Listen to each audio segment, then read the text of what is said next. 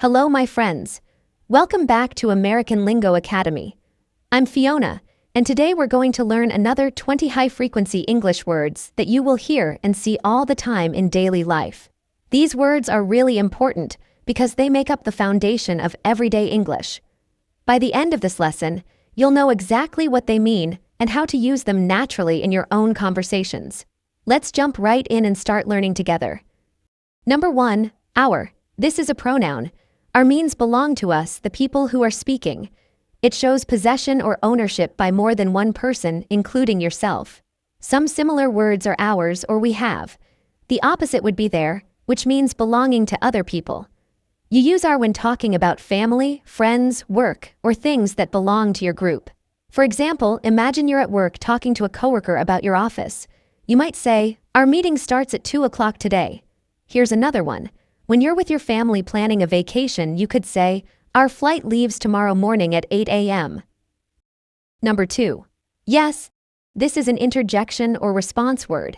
Yes means you agree with something or you're giving permission. It's the opposite of no. You can also say yeah, sure, or absolutely instead of yes. This word comes up constantly in everyday conversation when people ask questions or make requests.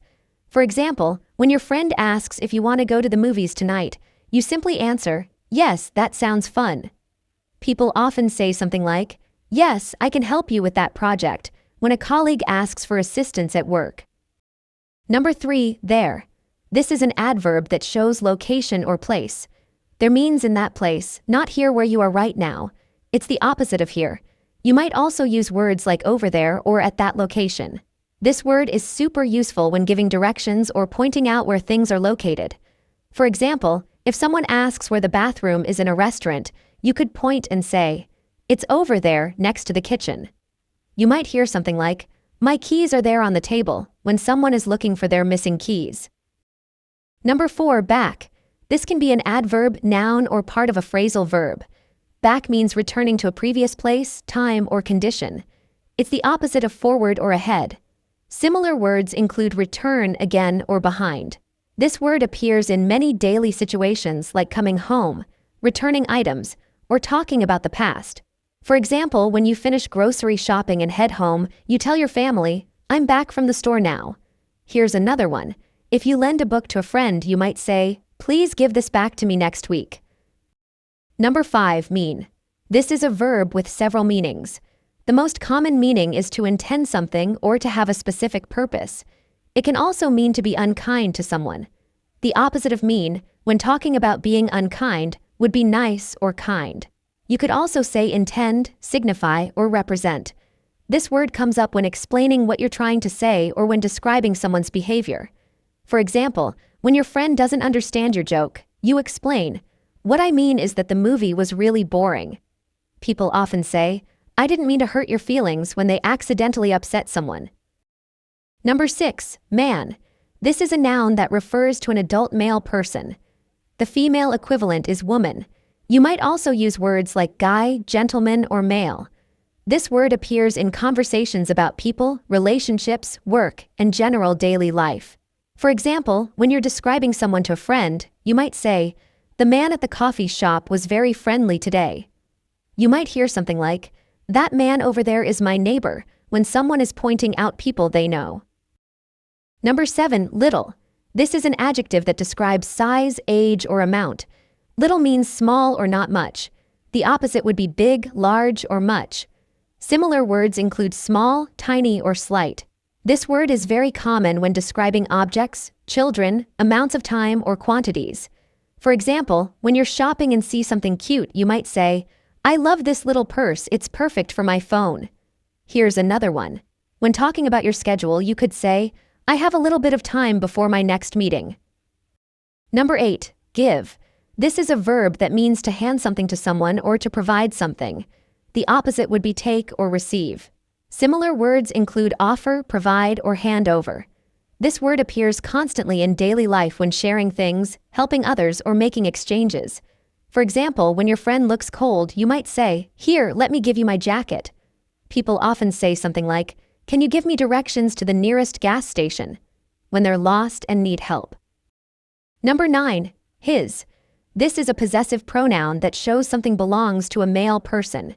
The female equivalent is her or hers. It's similar to saying belonging to him.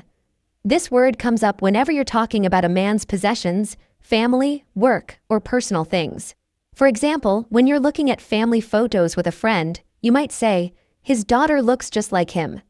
You might hear something like, "That's his car parked in the driveway," when someone is identifying whose vehicle it is. Number 10, us.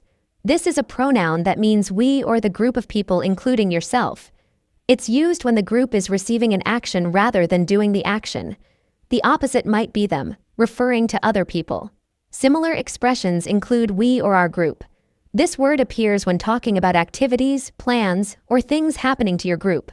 For example, when making dinner plans with friends, you could say, "The restaurant can seat us at 7 o'clock. Here's another one. You might say, "The teacher gave us homework for the weekend," when telling someone about your class. Before we continue with the next 10 words, I want to ask you a quick favor. If this lesson is helping you learn English, please hit that like button below this video. It really helps other English learners find our content. And don't forget to subscribe to American Lingo Academy, because we post new videos every single day to help you improve your English. Okay, let's keep going. Number 11, them. This is a pronoun that refers to other people or things, not including yourself. It's the opposite of us. You might also say those people or those things. This word is essential when talking about other people's actions, belongings, or situations. For example, when you see your neighbors working in their yard, you might say, "I should go help them with their gardening." People often say, "I gave them my phone number so they can call me later," when exchanging contact information. Number 12, need. This is a verb that means something is necessary or required. It's stronger than want. The opposite might be have enough or don't require. Similar words include require, must have, or depend on. This word comes up constantly when talking about necessities, shopping, work requirements, or personal needs. For example, when you're getting ready for work in the morning, you might realize, "I need to buy more coffee on my way home." You might hear something like, "We need to leave in 10 minutes or we'll be late," when someone is watching the time. Number 13, then. This is an adverb that shows time sequence or consequence. Then means next in time or as a result. The opposite might be before or first. Similar words include next, after that, or consequently. This word helps you tell stories, give instructions, or explain cause and effect. For example, when explaining your morning routine, you could say, "First I have breakfast, then I brush my teeth." Here's another one. When giving directions, you might say, "Go straight for 2 blocks, then turn left at the traffic light." Number 14, shall. This is a modal verb that suggests future action or makes polite offers. It's more formal than will and is often used in questions to be polite. Similar expressions include will, should, or would you like to. You'll hear this in polite conversation, formal situations, or when making suggestions.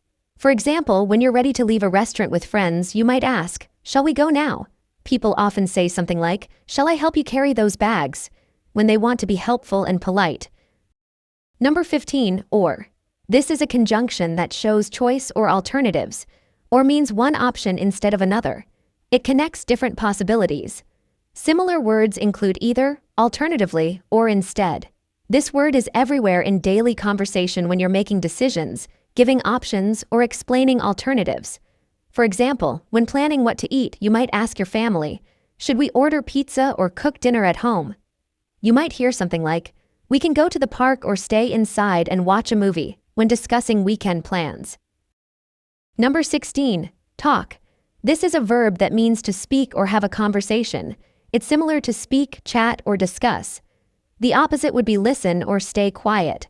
This word appears in all kinds of social situations, work meetings, phone calls, and daily interactions. For example, when you run into an old friend at the grocery store, you might say, "It was so nice to talk with you today." Here's another one.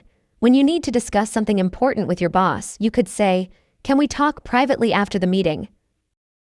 Number 17. Okay. This is an interjection or adjective that means acceptable, fine, or all right. It can show agreement or that something is satisfactory. Similar words include fine, all right, or sure. The opposite might be not okay or unacceptable. This word is incredibly common in everyday conversation for agreeing, checking understanding, or showing that things are fine. For example, when your friend apologizes for being 5 minutes late, you respond, "That's okay, don't worry about it." People often say, "Is 3 o'clock okay for our appointment?" when scheduling meetings. Number 18, something. This is a pronoun that refers to an unknown thing or an unspecified item. It's similar to something or an item. The opposite would be nothing.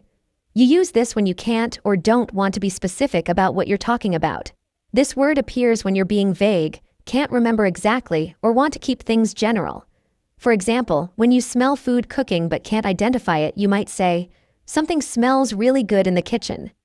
You might hear something like, "I think I forgot something at home," when someone realizes they left an item behind. Number 19, where.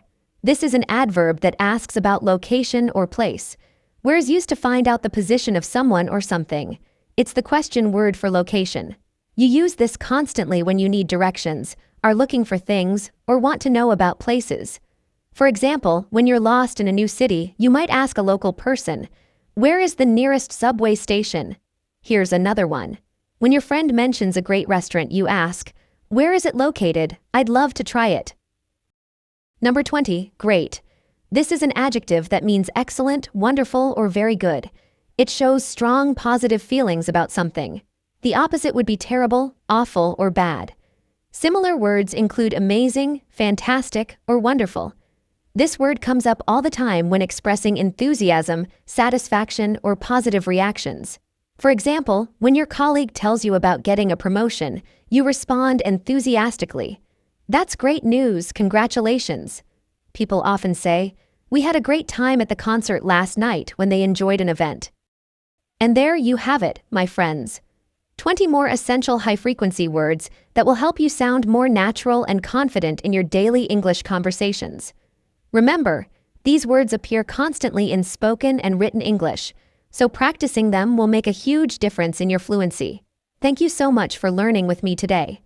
If this video helped you, please give it a thumbs up and share it with other English learners. I love reading your comments, so let me know which words you found most useful. And don't forget to subscribe to American Lingo Academy, because we're here every single day with new lessons to help you master English. I'll see you in the next video. Keep practicing and remember, you're doing great.